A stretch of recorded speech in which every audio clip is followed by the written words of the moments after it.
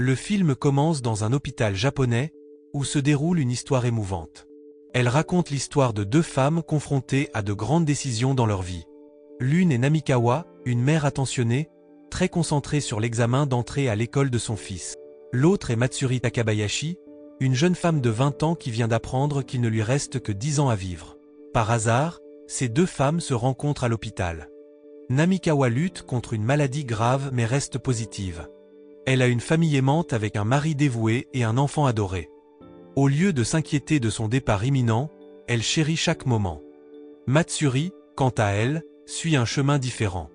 Elle est en fauteuil roulant, connectée à des appareils médicaux, et peine à imaginer un avenir heureux. Trouver un partenaire de vie ou devenir mère semble presque impossible. Ses rêves d'université et de carrière ont perdu leur importance. Elle se demande si la vie vaut la peine d'être vécue quand elle est si courte. En observant le parcours de Namikawa et les défis de sa famille, la perspective de Matsuri commence à changer. Elle décide de garder ses sentiments pour elle-même et de se concentrer sur sa famille pendant ces 10 dernières années. 2 ans plus tard, Matsuri quitte l'hôpital. Sa vie avait été stagnante, et sa chambre à la maison était restée inchangée. Elle se rappelle brièvement ses anciens espoirs et rêves, mais la réalité de sa maladie persiste, rendant son monde sombre. Matsuri cache ses luttes à sa famille et ses amis, agissant comme si tout était normal. Elle rejoint ses amis de l'université pour une célébration mais se sent dépassée par leur réussite en matière d'éducation, d'amour et de carrière. Elle devient jalouse et s'apitoie sur son sort, craignant de blesser les autres en partant trop tôt. Malgré la présence des gens, Matsuri se sent profondément seule.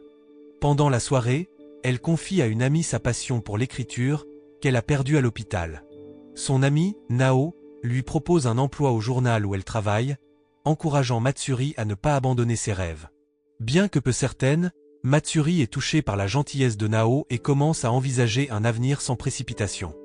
Un jour, Matsuri reçoit une invitation à une fête de son ancien lycée.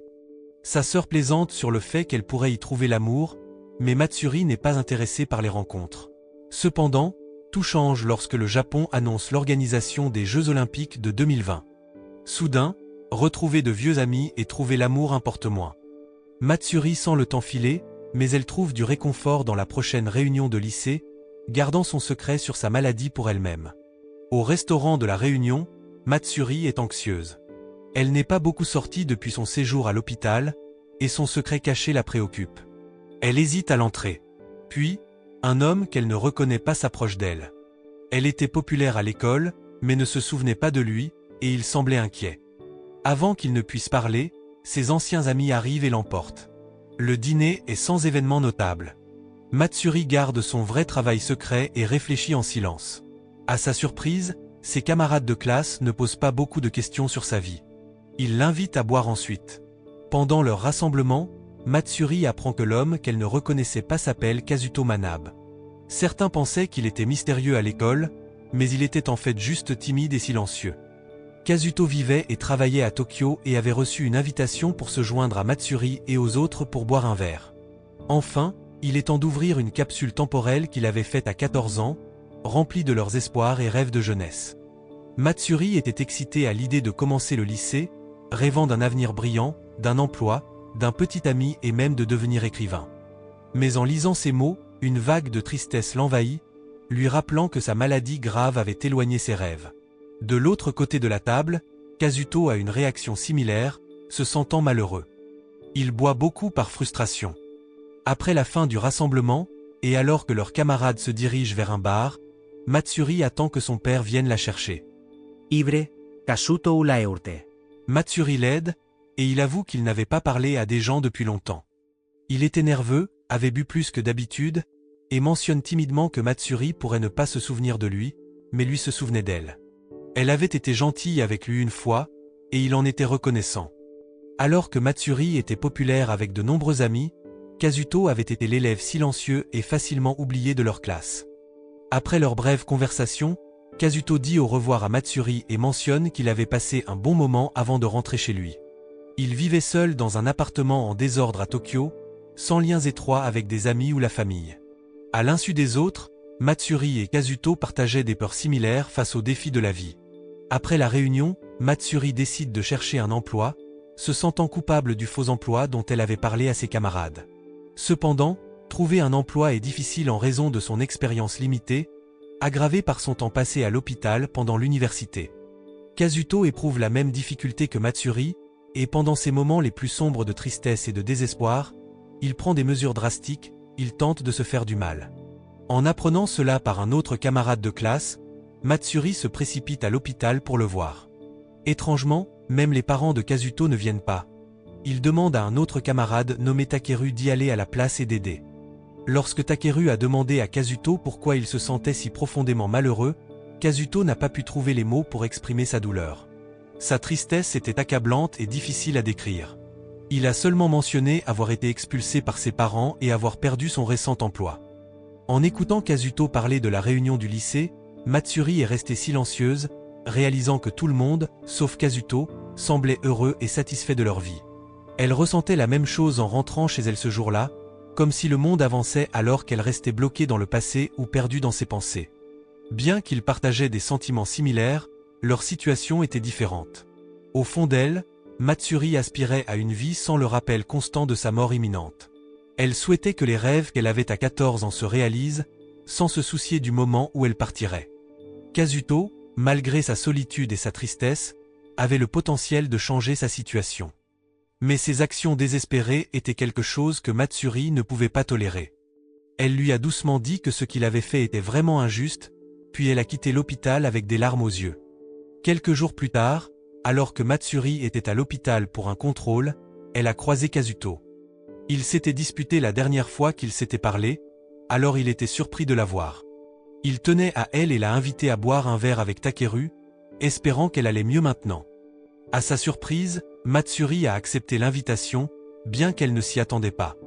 Takeru était le plus bavard lors de leur rencontre, apportant une atmosphère joyeuse comparée à Kazuto et Matsuri, qui semblaient souvent tristes. L'objectif de Takeru était de réparer les problèmes entre Kazuto et Matsuri. Il a même encouragé Kazuto à s'excuser, bien qu'il ne comprenait pas entièrement pourquoi Matsuri avait été contrarié auparavant. Takeru les a laissés seuls pour essayer de s'excuser mutuellement. Kazuto se sentait coupable de ses paroles et actions blessantes envers Matsuri à l'hôpital. Il pensait peut-être que la mère de Matsuri était malade, ce qui l'avait rendu plus sensible à ses problèmes. Matsuri a choisi de ne pas le corriger et a décidé de garder sa maladie secrète des gens de son passé pour éviter un traitement spécial. Après un début maladroit, leur soirée s'est améliorée, et Matsuri a commencé à apprécier leur temps ensemble. En se rendant à la gare, ils ont eu une conversation privée dans un jardin avec de magnifiques cerisiers en fleurs. Matsuri a sorti son appareil photo et a expliqué son amour pour capturer des moments heureux comme souvenir. Cela a fait réfléchir Kazuto sur ses propres rêves de vie.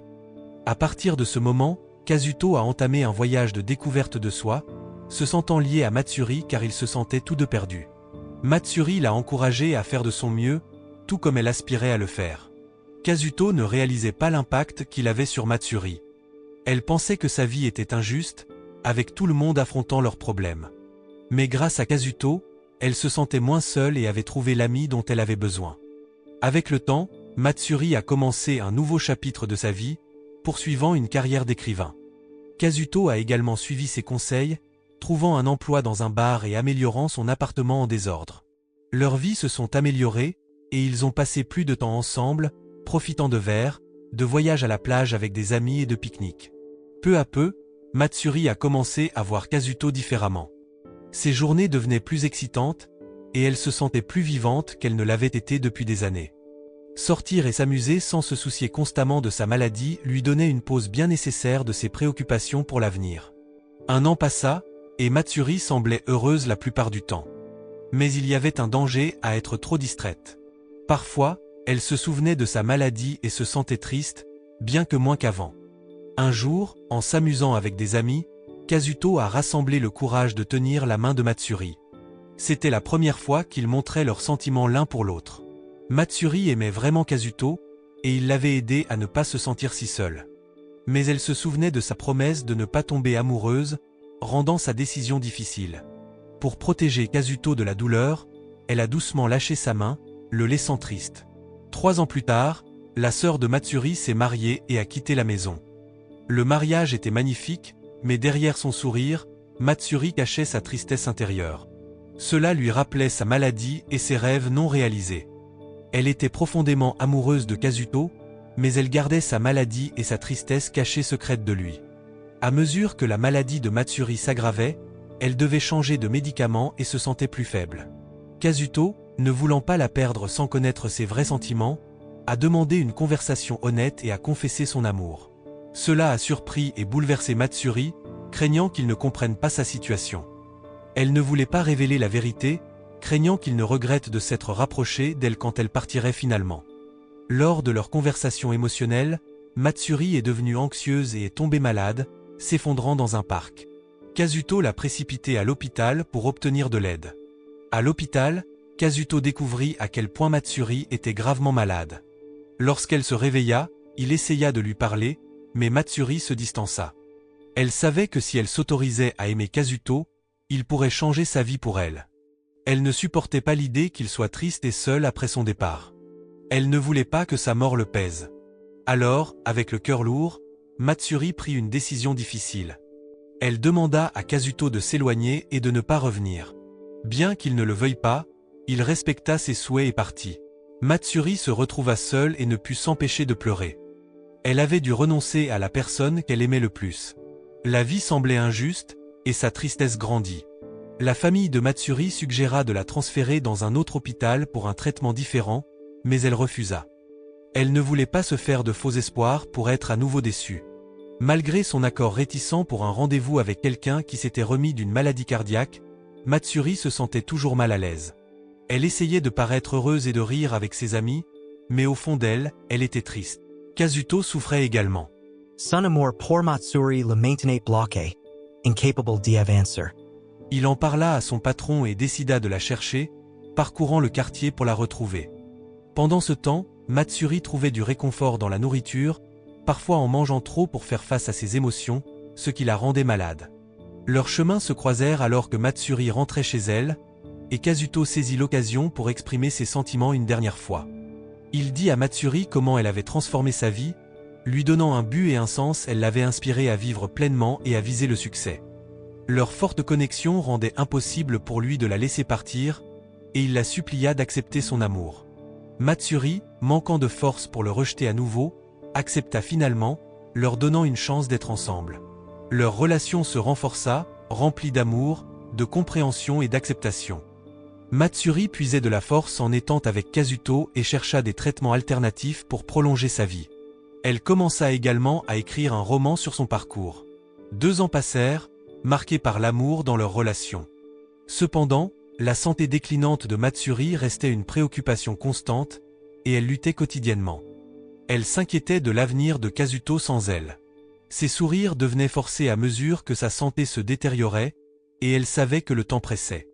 Kazuto ignorait les véritables sentiments de Matsuri et croyait que tout allait bien. Il envisageait même de lui proposer, espérant un miracle pour changer leur situation. Matsuri termina son roman et le donna à son ami pour publication. Elle discuta également avec son médecin de l'utilisation de son corps pour des expériences après sa mort, espérant que cela pourrait contribuer à trouver un remède. Au milieu de leurs émotions changeantes, Matsuri et Kazuto partirent en voyage de snowboard dans les montagnes. Ils rirent et passèrent un moment merveilleux, offrant un répit à leurs préoccupations. Pendant ce moment joyeux, Kazuto laissa accidentellement tomber la bague de fiançailles qu'il avait achetée pour Matsuri dans la neige.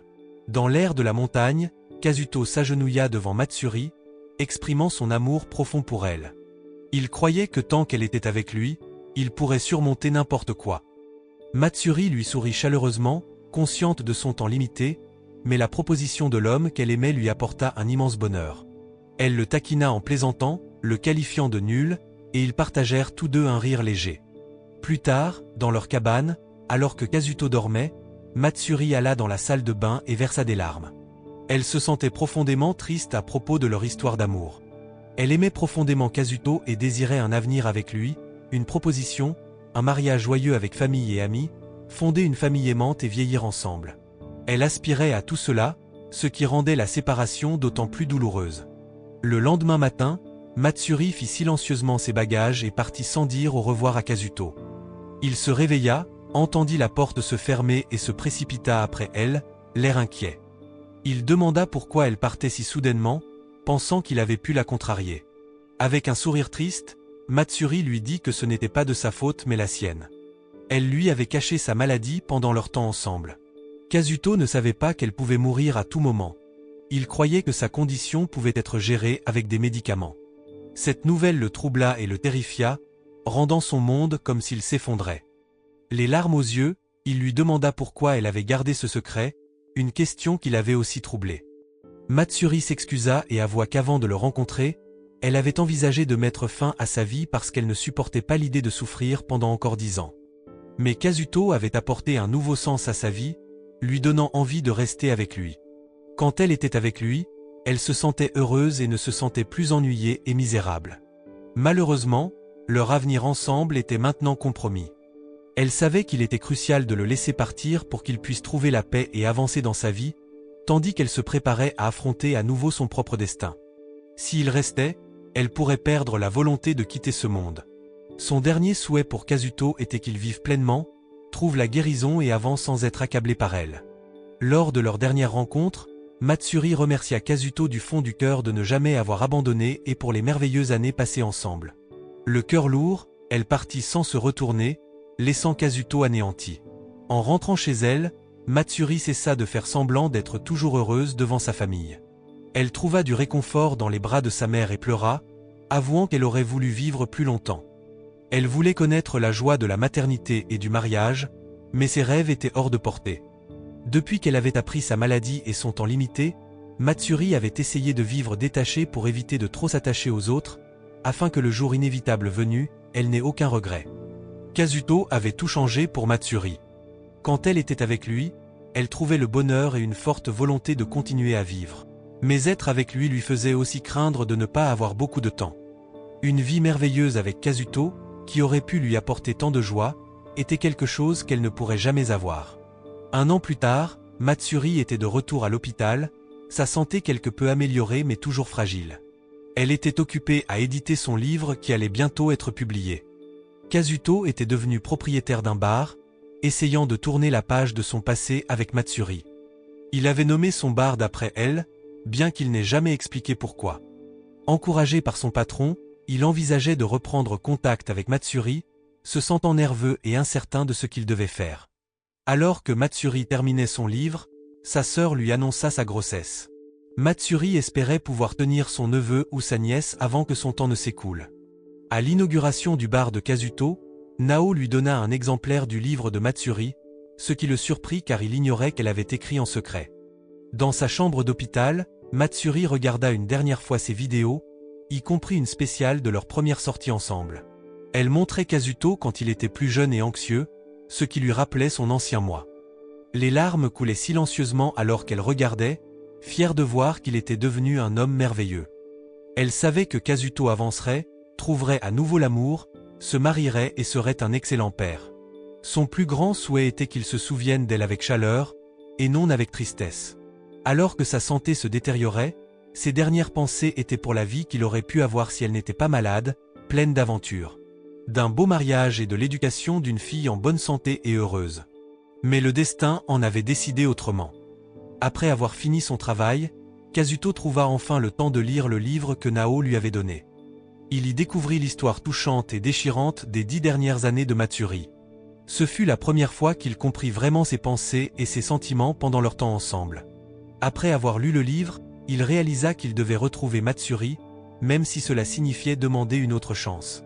Il ne pouvait pas supporter l'idée de ne pas être avec elle pour le reste de sa vie. Malgré la douleur, tout ce qu'il voulait était d'être à ses côtés. Alors que la nuit passait, l'état de Matsuri restait critique.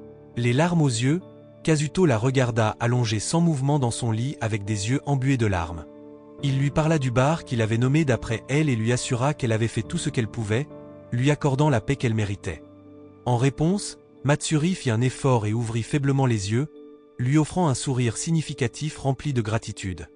Après le décès de Matsuri, son livre devint extrêmement populaire à travers le Japon.